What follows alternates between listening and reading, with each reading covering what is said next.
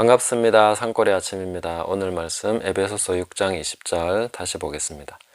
이 일을 위하여 내가 쇠사슬에 매인 사신이 된 것은 나로 이 일에 당연히 할 말을 담대히 하게 하려 하심이라. 아멘. 자, 이 구절에서 사도 바울은 이 일을 위하여 또 하게 하려 하심이라 하는 이런 굉장히 목적이 강한 그런 어조로 얘기해 주고 있습니다. 그러니까 모든 것이 하나님의 목적에 의해서 일어난 일이다, 이렇게 사도 바울은 해석하고 있고, 그것이 진실로 그러하고 또 그렇기 때문에 사도 바울은 이 일에 대해서 담대히 본인이 할 일에 대해서 할 것이다 라고 얘기하고 있는 것입니다. 어떤 분이 저에게 질문을 하셨는데, 우리에게 일어나는 일 중에 우연히 일어날 수 있는 일이 있습니까? 아닙니다. 우연은 없습니다. 머리카락까지 다 세시는 하나님께서 우리에게 우연히 일어나는 일을 허락하시겠습니까? 우연히 일어나는 일은 없습니다. 그러면 우리에게 질문이 또 일어나죠. 그렇다면 모든 것이 하나님의 계획입니까? 네, 그렇죠. 모든 것이 하나님의 계획입니다. 그러면 우리는 아무 책임이 없는 거 아닙니까? 하나님이 전부 다 계획을 세워서 하신 일인데 우리에게 책임을 물으실 수 있습니까? 또 우리가 어떻게 한들 하나님의 계획대로 되는 거 아닙니까? 이렇게 말씀을 하시는데, 그렇게 된다면은 그러면 우리는 아무 책임도 없고 하나님께서 우리를 심판하신다는 것은 정말 넌센스죠. 모든 것을 다 계획대로 하셔놓고 왜 우리를 심판하시면서 책임을 물으시나, 이렇게 우리가 질문할 수 있습니다. 자, 우리는 계획이라는 말에 또 하나님의 뜻이라는 말에 있어서 좀 인간적인 개념을 가지고 또 혹은 우리가 가지고 있는 어떤 협소한 개념을 가지고 거기에 적용을 하고 있습니다. 여기에서 예를 들어서 이 계획이라는 것을 우리가 다양한 분야에 적용해 볼 수 있는데, 어떤 공장에서 무슨 제품을 생산하는 계획, 혹은 사업에서 1차, 2차, 3차 이렇게 계획, 아니면 뭐 경제개발 몇 개년 계획, 뭐 이런 식으로 이제 인간의 계획, 인위적인 계획을 가지고 진행하는 일을 계획이라고 생각을 합니다. 그런데 그런 것은 하나님의 계획하고는 개념이 좀 맞지 않는 부분이 있습니다. 하나님의 계획에 좀 부합하는 예를 제가 들어본다면은, 집을 짓고 그 다음에 굉장히 그 아름다운 정원을 만들고 싶다. 그 정원에 대한 계획, 이렇게 우리가 생각해 보면 조금 더 가깝다고 생각해 볼 수 있습니다. 정원을 아름답게 만들려면 시간이 얼마나 걸리느냐 하면은 최소한 10년 이상입니다. 10년에서 한 15년, 뭐 그 정도 돼야 정원이 그 원래 계획한 그런 아름다운 모습이 나타날 수 있습니다. 근데 요즘 같은 경우는 물론 이제 돈을 많이 쓰면 뭐 큰 나무 바로 갖다 심고 뭐 다 이렇게 할 수도 있겠죠.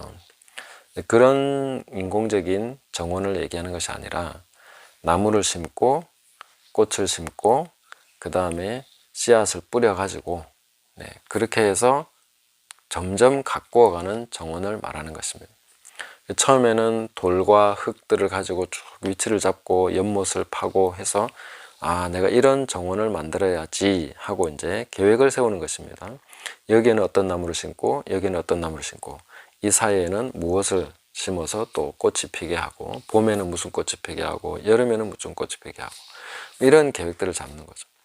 그리고 물에는 또 어떤 수생 식물을 심어서 어떤 물고기나 이런 생물들이 살게 하고, 이렇게 이제 심습니다. 그러면 1년이 지나고 2년이 지나면 또 1년 한 해 살이나 또 뭐 2, 3년 살이나 이런 거는 이제 계속 또 바뀌어가면서 또 자라갈 것입니다. 그리고 나무는 자라면서 원하는 모양이 나오면 그대로 놔두면 됩니다. 원하는 모양이 나오지 않으면 또 잘라냅니다. 이런 식으로 하면서 관리를 해주죠. 그러면 또 시간이 가면 그냥 내가 원하는 것만 다 되는 게 아닙니다. 또 벌레도 생기고 이상한 동물도 들어오고 두더지가 땅을 파기도 하고 뭐 개구리가 와서 연못에 알을 낳기도 하고 이런 식으로 하면서 뭔가 섞이게 되죠. 근데 그런 것에 대해서도 이제 관리를 하면서 계속해서 일을 진행해 나가는 것입니다. 마침내 한 10년 지나고 그러면 이제 생각했던 정원의 모습이 나타나는 거죠. 그러면 각각 살아있는 생명체들을 가지고 이것을 진행해 나가는 계획이라는 것입니다. 그러면 사과는 사과의 그 본성과 거기에 맞는 위치에 심어서 그것이 가장 잘 나타나도록 만들 것이고, 또 배나무가 있으면 배나무를 심어서 또 그게 나타나게 할 것이고, 그것을 또 잘 잘라줘서 열매 맺게 할 것이고, 또 그러면서 이것이 조화가 어떻게 될 것인가, 덩굴 식물을 어떻게 올릴 것인가, 이런 것들을 가지고 딱 계획을 세워서 그 아름다운 정원의 모습이 나타나게 한다는 거죠. 전체적으로 정말로 아름다운 정원이 나타나게 하는 것입니다. 이런 것이 하나님의 계획에 훨씬 더 가깝다, 이렇게 볼 수 있겠습니다. 그러면 최종적인 하나님의 계획은 우리가 성경에서 명백하게 확인할 수 있습니다. 거룩한 성, 새 예루살렘 성입니다. 그리고 그것은 바로 어린 양 예수 그리스도의 신부입니다. 그리고 하나님이 계획하신 가장 그 피날레의 마지막은 결혼입니다. 혼인예식입니다. 혼인잔치를 벌이는 것이죠. 그것이 성경의 최종적인 목적이고 이 세상을 창조하신 하나님의 목적입니다. 그 목적을 향해서 우리가 계속 가고 있는 것이죠.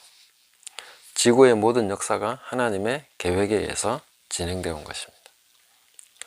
그것은 인간의 의지와 인간의 생각과 인간의 모든 것이 다 꽃피워가면서 자기의 삶을 살아가면서 생겨나는 일들입니다.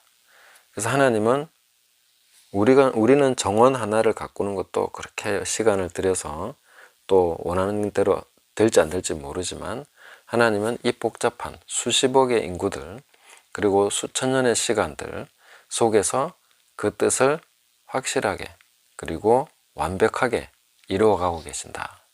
얼마나 크신 하나님이신가 하는 것에 대해서 우리가 알 수 있고, 바로 이분이 전능하신 하나님이시다 하는 것에 대해서도 우리가 알 수 있는 것입니다. 그래서 이 쇠사슬의 메인 사신이 된 사도 바울이 바로 이것은 하나님의 목적을 이루기 위한 하나의 과정 속에 내가 있는 것이다, 그러므로 나는 담대히 내가 할 말을 할 것이다 라고 얘기하게 되는 것입니다. 꼭 해야 될 말입니다. 이게 당연히 할 말을 담대히 하게 하려 하심이라. 하나님의 목적 속에 내가 있고 그 일은 내가 꼭 해야만, 반드시 해야만 하는 일이다 하는 것을 사도 바울은 분명하게 인지하고 또 그렇게 해나가고 있는 것입니다. 그래서 우리가 이렇게 일어나는 일들에 대해서 우리의 생각과 상상력만 가지고는 해석이 잘 안 될 수도 있습니다. 그래서 필요한 것이 예언의 은사고 방언 통역의 은사고 그렇습니다. 무슨 일이 일어나고 있는가? 하나님이 지혜를 주셔서 알게 하시고 또 지혜로운 그런 통찰들을 통해서 또 여러 가지 사례들을 통해서 우리는 배워가면서 깨달아갈 수 있습니다. 그 부분에 이제 좀 더 도움이 되는 것이 예언입니다. 예언을 받게 되면 내가 어떤 과정 속에 있고 내가 지금 어떤 것이 지금 이루어지고 있는 것이고 또 하나님께서 나에게 필요한 그런 것들을 주실 거기 때문에 그걸 통해서 현실을 해석하고 좀 더 통찰 있게 볼 수 있도록 그렇게 도와주는 것이 예언입니다. 그 예언하면 미래를 점치듯이 말하는 거라고 생각하지만 그런 것이 아니라 성경의 예언은 현재 내가 있는 위치에서 어떻게 이것을 해석하고 앞으로의 방향을 어떻게 잡아야 될 건가 하는 일종의 통찰을 주는 것입니다. 그래서 예언은 참 유용한 은사고 또 그것을 받을 때 우리는 깊은 통찰을 얻고 내 마음속에 의구심이 있었던 것, 뭔가 좀 이게 뭘지 하고 이렇게 애매했던 부분들이 밝아지면서 그것을 알게 해주는 것입니다. 근데 예언이라는 것이 완전히 내 생각과 내 현실과 전혀 동떨어진 어떤 것을 하게 하는 식으로 예언을 받는다면 그것은 좀 의심해 볼 필요가 있습니다. 왜냐하면 하나님은 그런 식으로 우리를 인도하시지 않기 때문입니다. 이미 내 마음에 주신 것과 내 안에 있는 것을 밝혀주셔서 이게 무엇인가 내가 더 깊이 이해함으로써 여기에 대해서 확실히 뭔가 그 밝은 통찰을 받음으로써 그걸 통해서 방향을 잡게 하시는 것입니다. 그래서 우리의 어떤 스스로 선택하고 하나님 앞에서 그 사랑과 그 하나님 앞에 그 충성과 헌신된 마음으로서 선택하도록 도와주는 것이 예언이지, 그것과는 상관없이 완전히 뭔가를 하도록 막 끌어가고 그렇게 푸시하는 그런 식으로 예언이 이루어지는 것은 아니다 하는 것입니다. 그래서 우리에게 일어난 일은, 지금 현재 나에게 일어난 일은 결코 우연이 아닙니다. 그러나 내가 답답하고 잘 알지 못하는 그런 것 때문에 우리는 지금 뭔가 방향을 잘 잡지 못하고 있는 그런 부분이 있는 것이죠. 그것을 하나님께 구하고 또 하나님께서 알려주시기를 기대하고, 그래서 계속해서 하나님, 제가 지금 당연히 할 말, 마땅히 하나님께 치유해야 되는 행동, 거기에 대해서 할 수 있도록 도와주십시오.